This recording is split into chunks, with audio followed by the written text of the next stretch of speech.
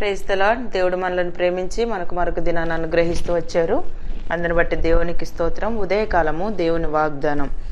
1 సమూయేలు గ్రంథము 24వ అధ్యాయము 19వ వచనం. సో దేవుడు మనల్ని ప్రేమించి దినమంతటి కొరకే ఈ శ్రేష్టమైన వాగ్దానాన్ని మనకు అనుగ్రహిస్తూ వచ్చారు. యెహోవా నీకు మేలు చేయును గాక.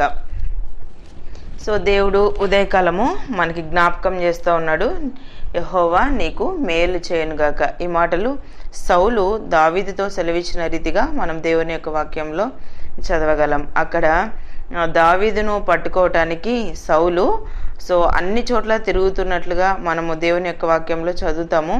అయితే సౌలు దావీదు మీద విషపు చూపు నిలిపినది మొదలుకొని అప్పటి నుంచి కూడా దావీదు యొక్క విషయంలో ఎలాగైనా దావీదుని చంపాలన్న దురుద్దేశంతో సౌలు ఆయా చోట్ల తిరిగినట్లుగా మనం దేవుని యొక్క వాక్యంలో చదువుతాం. ఇప్పుడైతే దావీదుకి సౌలు దొరుకుతూ వచ్చాడు. అయినప్పటికీ యెహోవా చేత అభిషేకం నొందినటువంటి రాజు గనుక అతన్ని చంపకుండా దావీదు వదిలివేసినట్లుగా మనం దేవుని యొక్క వాక్యంలో చదువుతాం. ఇక్కడ దావీదుతో ఇట్లా, నేను యెహోవా నన్ను నీ చేతికి అప్పగింపగా నన్ను చంపక విడిచినందుకు ఈ దినమున నీవు నా ఉపకారంనకు ఉపకారం చేసిన వాడవై నా ఎడల నీకున్న ఉపకార బుద్ధిని వెల్లడి చేసితివి గనుక నీవు నాకంటే నీతిపడు. నా ఉపకారంనకు నీవు ఉపకారం చేసావు.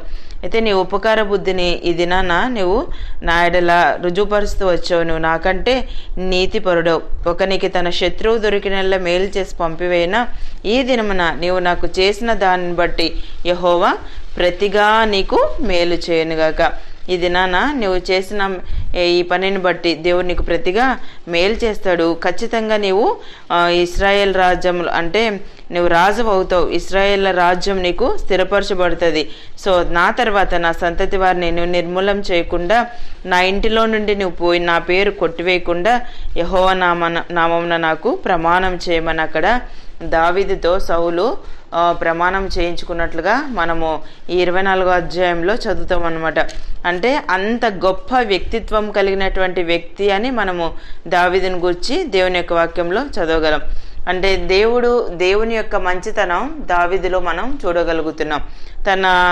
మనం 11వ వచనం చదివితే, నా తండ్రి చూడుము, ఇదిగో చూడుము, నిన్ను చంపక నీ వస్త్రపు చెంగు మాత్రమే కోసితిని గనుక నా వలన నీకు కీడు ఎంత మాత్రమును రాదనియు నాలో తప్పిదం ఎంత మాత్రమును లేదనియు నువ్వు తెలుసుకొనవచ్చును. చూసావు, అంటే అంతగా సౌలు విషయంలో దావీదుకి ఎలాంటి దురుద్దేశం లేదు. కాకపోతే సౌలు మాత్రము దావీదుని విడవకుండా తరిమినట్లుగా మనం దేవుని యొక్క వాక్యంలో చదువుతాం. మనం కూడా కొన్నిసార్లు ఏమీ చేయని వాటికి నిందలు అనుభవిస్తూ ఉంటాము, బాధపడుతూ ఉంటాము. మనమే ఏదో చేసినట్టుగా మనల్ని అనుమానించే వాళ్ళు ఉంటారు. మనకి చాలా దగ్గరగా, మనకి చాలా క్లోజ్గా ఉన్న ఫర్ ఎగ్జాంపుల్ మన ఫ్రెండ్స్ అయి ఉండొచ్చు, మన ఇంట్లో మన తల్లిదండ్రులు అయి ఉండొచ్చు, మన తోబుట్టువులు అయి ఉండొచ్చు, మనకి చాలా అతి సమీపంగా ఉన్న బంధువులు అయి ఉండొచ్చు. కొన్నిసార్లు మనమేదో అన్నామన్న నెపంతో వాళ్ళు మనకు దూరం అవుతూ వచ్చినప్పుడు ఆ బాధ భరించరనేది ఉదయకాలం దేవుడు మనకి జ్ఞాపకం చేస్తున్నాడు. అంటే దావీదు యొక్క విషయంలో సౌలు గ్రహించినటువంటి రీతిగా మన విషయంలో కూడా దేవుడు చూస్తున్నాడు. ఆయన న్యాయవంతుడైన దేవుడు. ఒకరోజు ఖచ్చితంగా మన యథార్థతను ఆయన బయలుపరుస్తాడు. ఈ యొక్క మనం వాక్యాన్ని చదివినప్పుడు యెహోవా నీకు మేలు చేయనుగాక. సౌలే అంత శత్రుత్వంతో దావీదుని తరుముతూ వచ్చాడు. చివరికి దావీదు చూపిన ఆ యొక్క ఉపకార బుద్ధిని బట్టి సౌలు దావీదును ఆశీర్వదిస్తున్నట్లుగా మన వాక్యంలో చదువుతావు. నువ్వు నిశ్చయంగా రాజు అవుతావు. ఇశ్రాయేలు ప్రజలకు ఆ రాజ్యం నీకు స్థిరపరచబడుతుంది.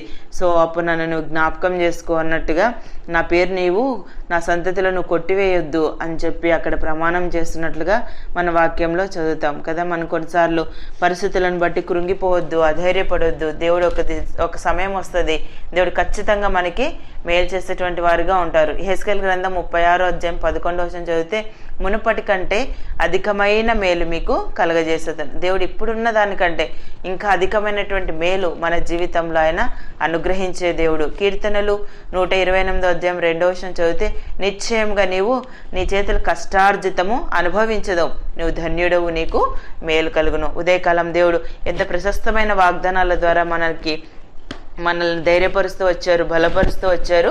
ఆయన గొప్పవాడు, శత్రువును సహా మిత్రునిగా చేసేటువంటి దేవుడు. ఎప్పుడైతే మనం దేవునికి భయపడి, దావీదు దేవునికి భయపడి సౌలు దొరికినప్పటికీ కూడా సౌలును చంపకుండా విడిచిపెడుతూ వచ్చాడు.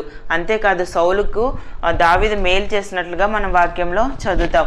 దాన్ని బట్టి సౌలు తన హృదయంలో నుండి ఎవరైనా శత్రువు దొరికితే పంపివేస్తాడా, తన మాటలు ఎంత చక్కగా అక్కడ వర్ణిస్తూ వచ్చాడో మనం అధ్యాయంలో చదవగలం. ఉదయకాలం నీకున్న పరిస్థితులు, ఇలాంటి పరిస్థితులు గుండానే నువ్వు వెళ్తున్నావేమో, కుటుంబంలో అసమాధానకరమైన పరిస్థితిని నువ్వు అనుభవిస్తున్నావేమో, నువ్వు మేలు చేస్తున్నా కూడా ఈ కీడును నువ్వు అనుభవిస్తున్నావేమో, అన్ని కీడు చేసేటువంటి పరిస్థితులే నీ ముందున్నాయేమో, దాన్ని బట్టి నువ్వు కృంగిపోతున్నావేమో, అధైర్యపడుతున్నావేమో.